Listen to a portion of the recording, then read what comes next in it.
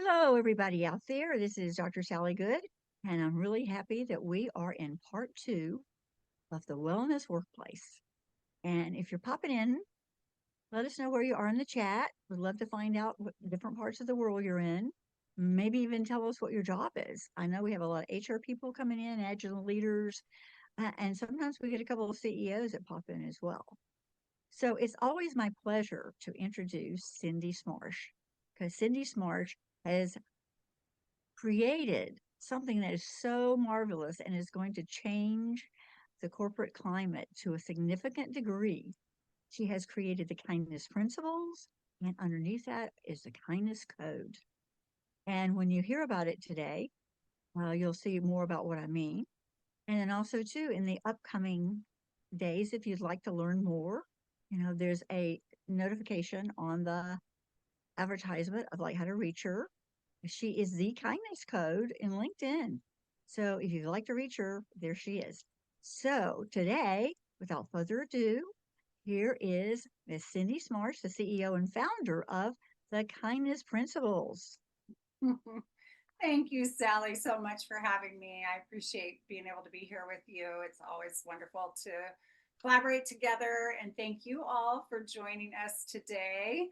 I am so grateful when people come ready and eager to make their workplaces more places for wellness, because when we love where we're working, it makes life better in all the other areas of our life. So I am definitely excited to be here to share some new information today that I have discovered and how I can specifically help move that needle for you in your own organization. So recently, I attended a masterclass with Matthew Champagne, who is a best-selling author of the Survey Handbook, and he says the three top drivers of loyalty to keep employees for life are: they want their voice heard.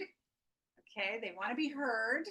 They want to know they're making a difference, and they want to know how they compare to others. And so let's just look at those for a second. So everybody wants to be seen and heard, right? We all want to feel like we belong, that we matter, and so forth. And so it's very important for us to prove this to them in our workplaces on a consistent basis, that they are seen, that they are heard. And then, of course, they want to know they're making a difference, that what they do matters, that they are having an impact. And besides just telling them, oh, you matter, you're having an impact, you want to give them specific feedback to understand how what they do over here in the company makes a huge difference company wide and with the customers and clients and so forth that you are serving. And then the comparison is having the knowledge of the results, excuse me, of what they're doing is the basis for their continued motivation and purpose and being driven by that purpose. And so always giving them a sense of how what they're doing has created a result that is making a big difference, and to continue to compare that to other results and things that are wanted, to give them a focus to move forward with. So then he talked about the 5 facets of job satisfaction. And I thought this was just fascinating, because a lot of companies think it's how much money are they making, what benefit package are they receiving, and things like that, which of course we know everybody needs to make money, everybody needs to pay their bills. So I'm not downplaying that, but actually the top 5 that he has found in his decades of research is: number 1, that they have skill variety. So in other words, they feel like there many facets of themselves are being utilized in the workplace. And then that there, number 2, that there is meaningfulness behind what they're doing. Again, of course, that it matters, that there's an impact involved. And number 3 is that they have some autonomy. So again, people want to be trusted. Employees want to be trusted, that they know what they're doing and that they will be disciplined in their work for your company. So to give them that autonomy, that sense of freedom to accomplish things in the timing and the ways they see fit, and to make really good decisions on the job on their own as they're moving through their days and weeks with you. And number four, I've already said the word impact, but there it is again. So knowing that what they're doing affects more than just what's right in front of them, but that there's a ripple effect to the work that they're doing. And then number five, that there is feedback, not just an annual review. Matthew Champagne talked about this very specifically. He said many companies work in the model of giving an annual review, if any reviews at all. And he says the minimum he recommends is quarterly. And I'd like to suggest that we think about feedback as just a cultural language on a daily, weekly basis, that we're giving direct, clear, specific information to our team about what's going well this week, what's not going great, where we could make adjustments to really make the greater success level for everyone. So here, with that in mind, here are some powerful questions I put together that you can ask your team on a regular basis to check their pulse and work on increasing their job satisfaction so you can keep loyal employees that truly want to work with you and for you and are really driven to bring their best every day. So number one, so there's 5 questions. So number one is, what is your favorite part of working here? Wouldn't you love to know that with everybody that you're working with? Like all your team members, wouldn't you love to know what their favorite part is? It's kind of like when you have kids growing up and you say, well, what was the best part of your day? And they, of course, say lunch and recess, right? We hope that our employees, our team members won't say lunch, right? That there's something else that's their favorite aspect of working in your organization. But number 2, also asking them, what is your least favorite part of working here? This really, if they're safe to be honest about that, that can be game changing for the organization to have this information. And number 3, I suggest that you ask them on a scale of 0 to 10, how satisfied are you working here? Now, again, you want to create a culture where they're safe to answer you honestly, or there's no point in asking. And so for the number 4 then is, if there's anything less than a 10, which most people are not going to say 10 probably, unless they feel pressure to do so, the 4th question, the follow-up to that would be then, what would make your answer be a 10 for job satisfaction? In other words, where's the gap? What's the gap? So how can we bridge it as a company so you feel so great working here that you would never dream of leaving? Because we know how much turnover costs companies. It costs billions of dollars a year in this country for the retention issues. And then number 5, I love this question, and I'd love to see how brave you are to ask your team, your employees, if you were the boss, asking them, if you were the boss, what would you do differently here? So these powerful questions to ask your team will give you feedback that is like giving you gold, because these are things that really can crack open the door to greater conversation about what works for people, what's important for your people. And you want to keep your people. If you have people you don't want to keep because of how they're not showing up or they're not effective, then you need to make decisions to make that move, because it isn't healthy to keep people who are not in good alignment with the company. But the ones you really want to keep, you want to make sure that you're hearing them, you see them, you hear them, and it matters what they have to say. And you may not be able to fulfill every request that they have. I'm certainly not suggesting that you take their list and you go, okay, we'll do it all tomorrow. That may not be realistic or even appropriate in some cases. But some typical answers that people are going to give you are things like, would you please put a coffee machine in the break room? Or could I have every 4th Friday off or leave early to go to my kids' track meet? Or, in other words, they're generally not asking for crazy, crazy things. Can I come in at 9 o'clock and stay till 6 instead of start my day at 8 and stay till 5? I mean, most people are not going to give big asks that are completely unreasonable and out of control. It's some of the most simple um, easy gestures that can lift up the spirits of your team and make them feel really super important. So, what is the secret ingredient to all these kinds of initiatives and these ideas of offering feedback and welcoming conversation and treating them like they're seen and heard? The secret ingredient is kindness. These are all examples of kindness initiatives. And I believe kindness is more than a virtue. It's not just a nice, fluffy word, it's actually a cultural strategy that empowers people to create meaningful lives and healthier relationships and stronger organizations and a world that's really going to work for everybody. So, we want to create an organization where everybody can thrive. And so, my mission and why I am here with you today is to teach kindness as a transformative cultural strategy, empowering people worldwide to build those healthy relationships personally and professionally and meaningful lives in every area they are at home, at work, at school, and in their communities. So I've created the kindness code to lead you to the highest version of this approach in your organization. And I want to talk you through that code now. Okay. So, so it's an acronym, kindness. All right. So we're going to start with the letter K.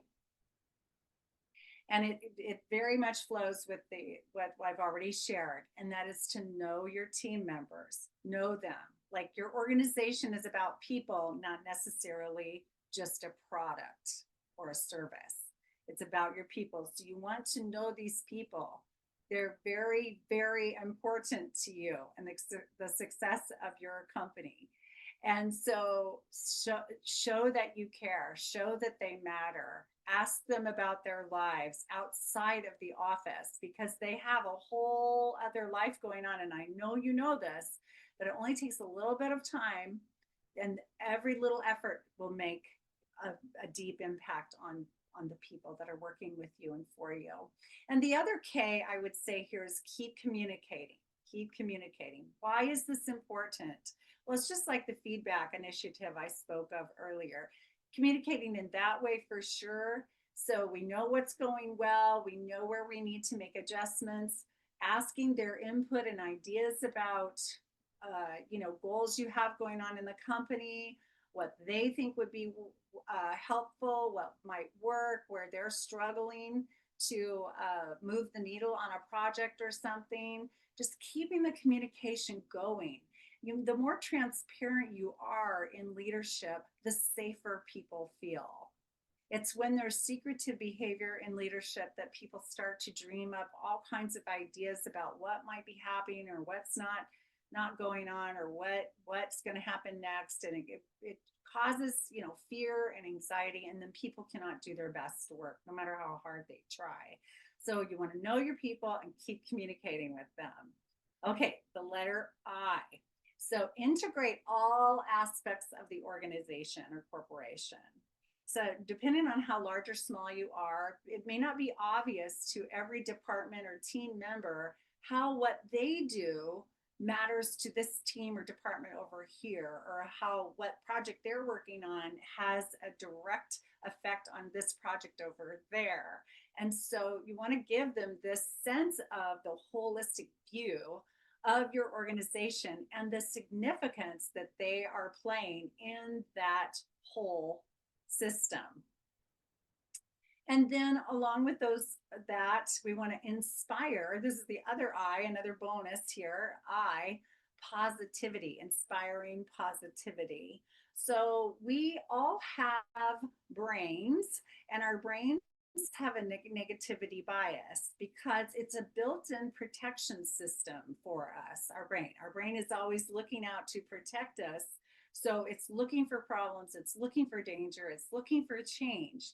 And so we tend to have a more negative bias in our lives. And so what we want to do is be intentional about being more positive and seeing what's going well and feeling gratitude and feeling accepted and appreciated and things like that. So any feel good activities you can do or gestures you can make to help people feel really good about themselves and what they're contributing, and feeling like a part of something, that they belong to something bigger than themselves, is really going to make a difference in your company's culture.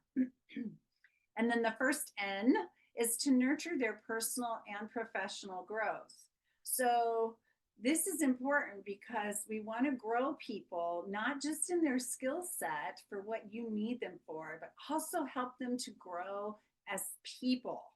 Because as they get more mature, as they get more wise, as they get more comfortable in their own skin, they are going to show up better and better and better for the company objectives, right? They're going to be a stronger team member. They're going to be a bigger contributor to all the other things that you have in mind.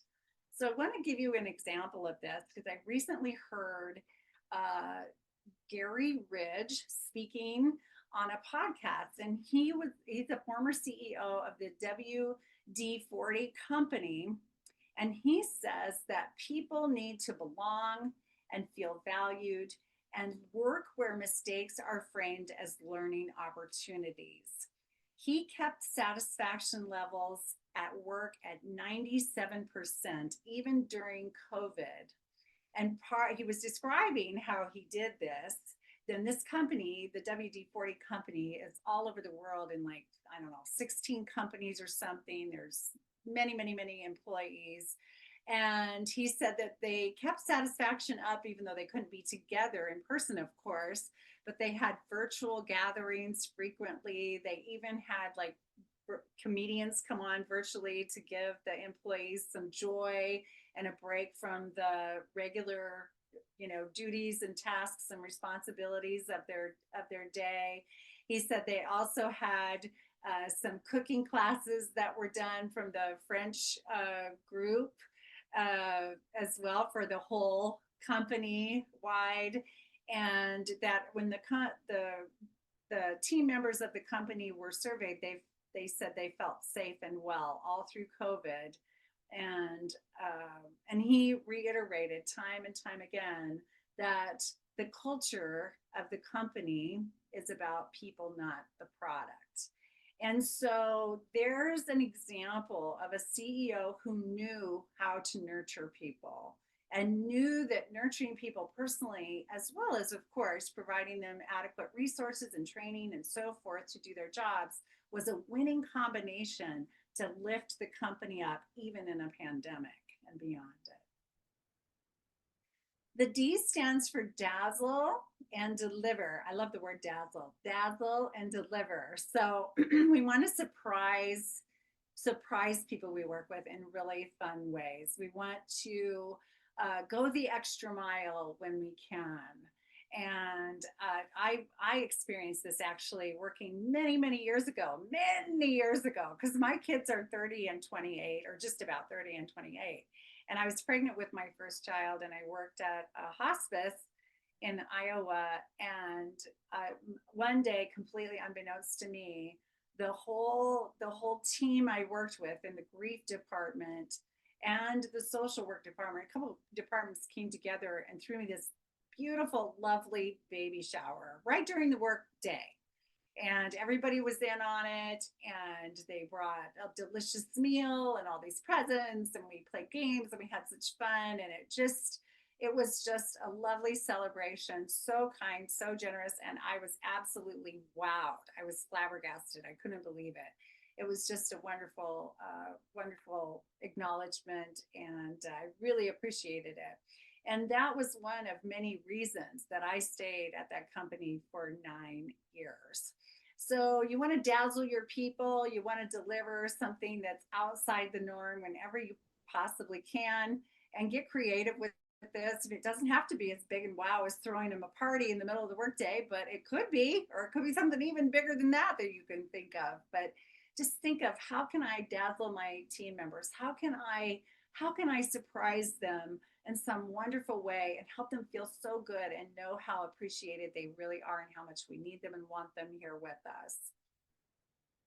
The second N is all about navigating the mission, the vision, and the purpose of the organization. So again, People want to belong and they want to be a part of something that matters. And so you want to make sure that you're constantly communicating the values of your company, the mission, the goals, your vision. Why are we all here? Why are we all in this together? And what difference are we making? And why are we doing that?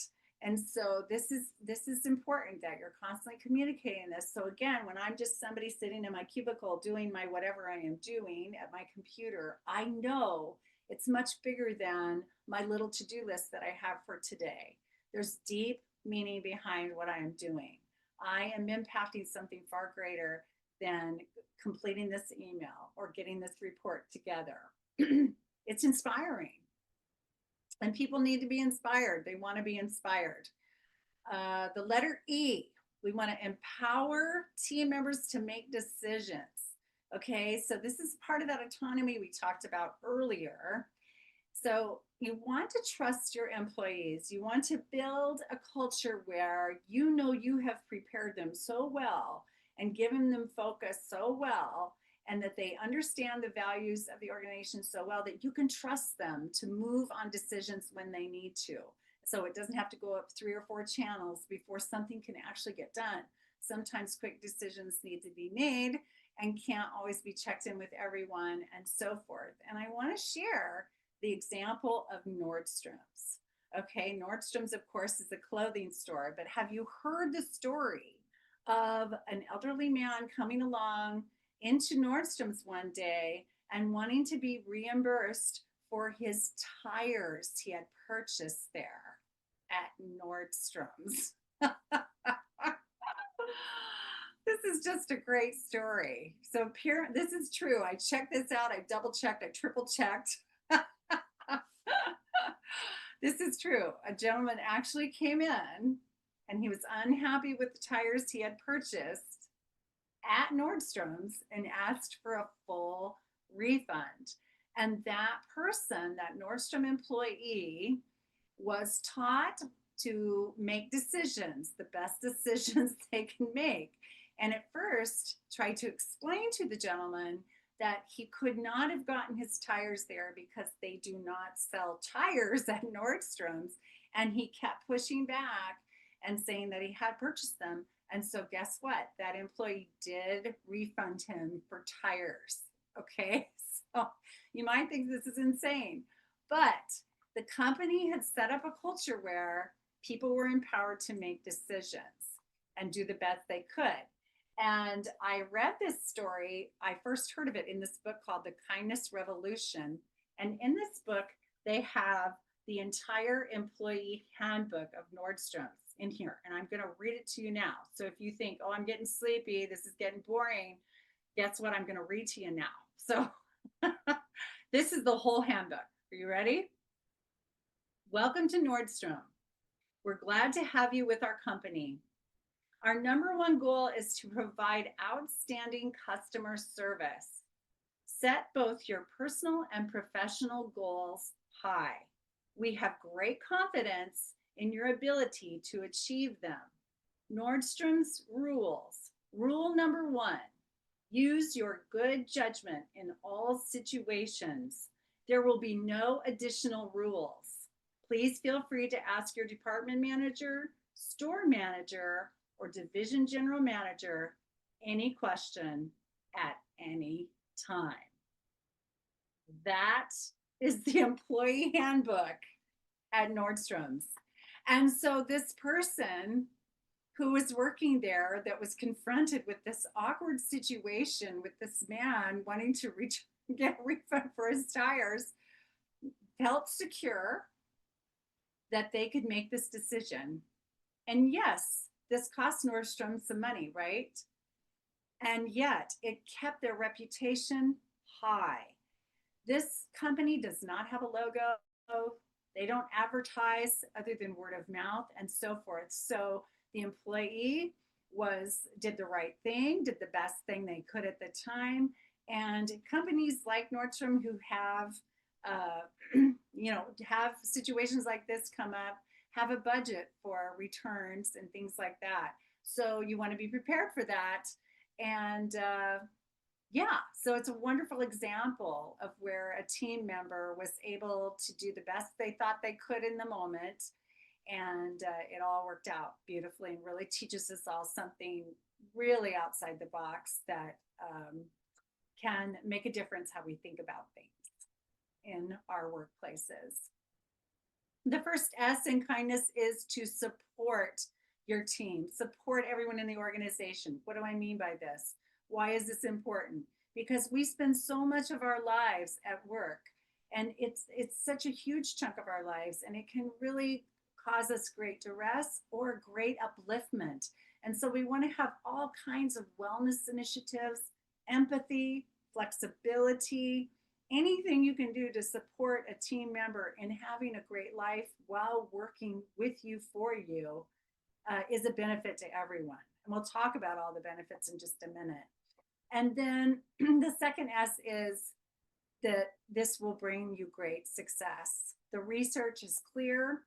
The benefits to kindness initiatives, whatever you want to call them, having workplace wellness being a top priority, the benefits are ongoing. So here are just a few. These are all backed by research that creates a positive office culture. It encourages personal growth, empowers employees, it enhances performance, it strengthens teamwork, reduces turnover, supports healthy collaboration and innovation, nurtures a more resilient and engaged workforce. It unifies the organization, boosts productivity and retention. It increases creativity, provides a sense of belonging, alleviates stress and anxiety, generates common goals, fosters loyalty, and elevates the company's reputation and success. And that list could go on and on and on and on and on. So you cannot go wrong. You cannot go wrong in following the kindness code in your organization. It will only increase all the things you want to increase and decrease everything you want to decrease. So I have created a guide for you that gives you ideas on how to implement every single aspect of the kindness code. And also included in this guide are loads of research that prove very specifically how kindness produces results that you want in your organizations. And then I also added in the guide 5 reflection questions that you can ask yourselves to help lead you forward. See more, kind of check your pulse. Where are we with these kind of initiatives in our organization right now? What have we done so far? How's it working? What's not working? And so forth, to lead you forward in creating change in your organization.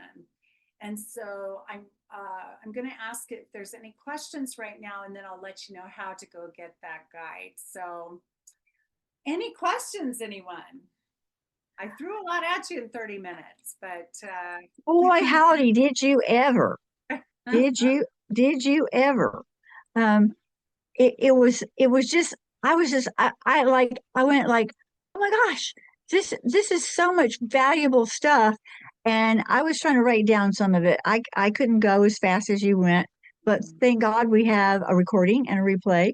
And then we have your ebook. yes.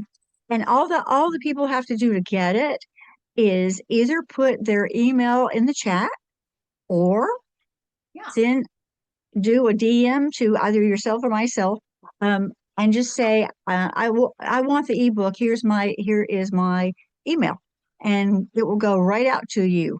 Lickety split, as they say. But I was just fascinated.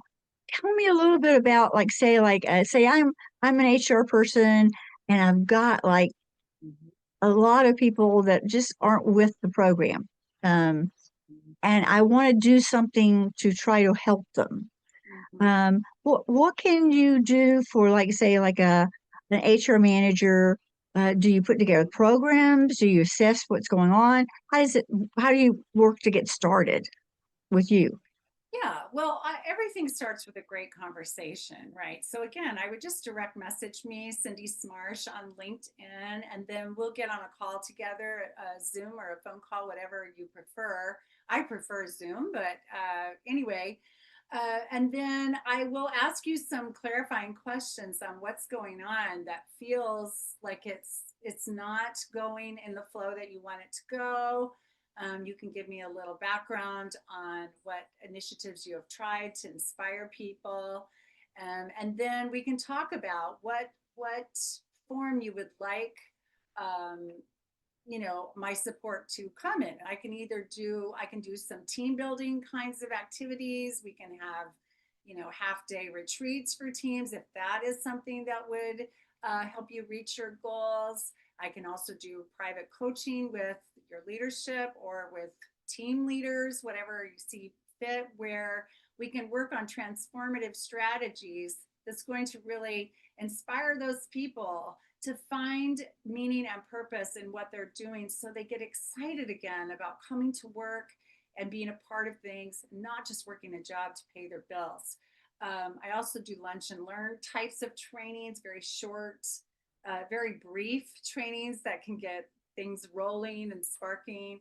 I don't know if I'm answering your question, Sally, but there, help can come in many forms and so forth. But it all starts with a conversation for sure. Yes, and we love those lunch and learns because it gives people a little bit of flavor about what kind of things that you can help them with, and sort of builds up some trust, which is probably one of the factors that's missing along the way if the team is having difficulty producing their service and or product in a kind of cohesive kind of way. So th those are all great things. Well, I think I would definitely recommend everybody get the guide first too and look Mhm. at those strategies because literally every aspect of the kindness code, there are several options to look at as possible implementations that you might feel particularly drawn to in your own situation and organization that you'd like to try out. And I hope it'll also spark your own creativity, knowing your specific team members and the culture that you currently have in your organization, like what things would really cause a stir in a really positive way. It would change things up a little bit to not be too scary, but exciting, fun, Mhm. finding Well, fun again in your day. It's just huge. well, all of our like HR manager types, we have so much on our plate Yeah, that sometimes we get so bogged down that we can't see the forest for the trees. for And sure. so it's always great to have somebody outside of ourselves to take a big overview and then make suggestions and come up with some really good creative strategies. Because, at the end of the day, if you're kind of beaten down and you're tired and you're getting a little burned out, it's pretty hard to lift other people up. So I think that's one of the advantages of this whole concept of implementing kindness initiatives within a company is that it lifts people up to want to come to work. Oh, oh, we're having this thing today. I'm definitely going to show up. Yeah, and just to speak to those HR professionals a little bit, I've heard from a lot of you who've told me that burnout is one of your greatest issues, and that another is just poor morale at the office and underappreciation, and then trying to keep your own work-life balance going and so forth, and then team cohesion issues and also retention issues, of course. And all of these things that I've addressed today directly will support you in turning those things in a different direction. Your own burnout, kindness initiatives are fabulous within a company, but the best way to start is kindness toward ourselves and understanding, what do I need? What do I need to be fully myself here at the office, to be the human I am, not just the HR professional? What makes me uniquely me and not just this HR professional who has to take care of everybody and look out for everybody and handle all the tough situations and, blah, blah, blah, all those things and do all that paperwork you don't want to have to do. So be being kind to yourself is so very important, and I could do a whole class, well, a whole year Are you? just on the importance of that. But I encourage you to start there and go, okay, how can I be kinder to myself? Because when you're kinder to yourself, then all those things that are sometimes very underappreciated tasks that you have to do, you will be able to show up differently in carrying those out, and everyone will feel it. They will feel it. It'll feel differently to them, so then it can feel better to you as well. So Well, I know that like when people first hear about kindness, they go, kindness, what the heck? You know, um, is it like just being nice? You know, is kindness just being nice to other people and saying hello in the morning? And it's much, much, much deeper than that. it's much deeper than that. You can call it whatever you want. We can call it all kinds of things. But no, it's not just being fluffy and nice. It's not just smiling at everyone. Although showing everybody a smile and giving them a nice good morning is a start. It actually is a start. But an example of kindness that's a deeper layer than that is giving a team member honest feedback when what they're currently working on is not going in a direction that feels really conducive to reaching the goals of the company, and giving them, helping them understand what's needed that's different than what's happening, and then providing them with any training, resources, or support that helps them succeed. That is kind. One of the things that companies traditionally do that is very unkind for everyone is they continue to promote people higher and higher up without giving them any leadership training. Like if somebody's really good at their job at a foundational level of a company, the reward is often, okay, now let's make them, put them in management. And then they go, oh, they're natural leaders, so we'll just put them in management now, and now they're managing people, which is different than what they were doing before. It is a totally different scenario, and they're often the kind of thrown into that without a lot of training or support, and that isn't fair to them, and it isn't fair to any of their team members who are being managed by them, and it's not kind to you who promoted them, because they're not going to be able to deliver what you really need them to do to keep the whole flow of the company going. And so there's an example of where it would be kinder to either not promote someone who really doesn't really embrace the management role, or if you're going to do that and they agree that that's a good idea, to really equip them, which is with as much transition time as possible and true training and mentorship, so they develop into the kind of leader that you really need them to be. Yes, That yes, I think in corporations, it's sort of like, okay, um, you're going to go into this round hole and you're a round peg, so obviously it's going to work. yeah, But once that sort of thing happens, ongoing mentorship is so vital for the person having the confidence to be a leader, or or not being afraid to be kindly um, talking about something that needs to change within the team environment.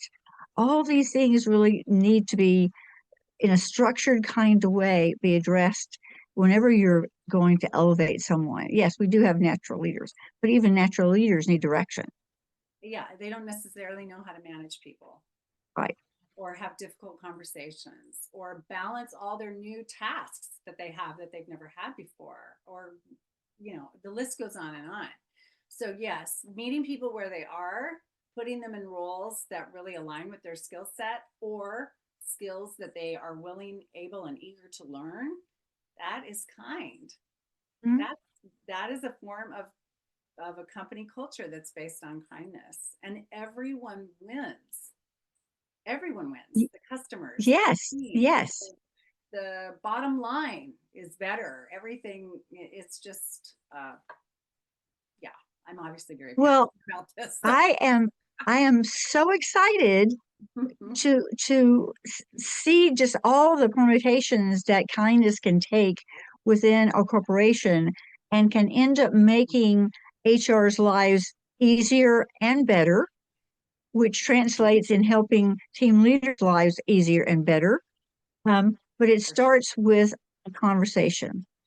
So if anyone's listening right now to our wonderful Cindy Smarsh, it's always great to have a conversation. You can start that with just a direct message, and we'll just go from there, and we can sort of like decide what needs to be done or what you think might be done.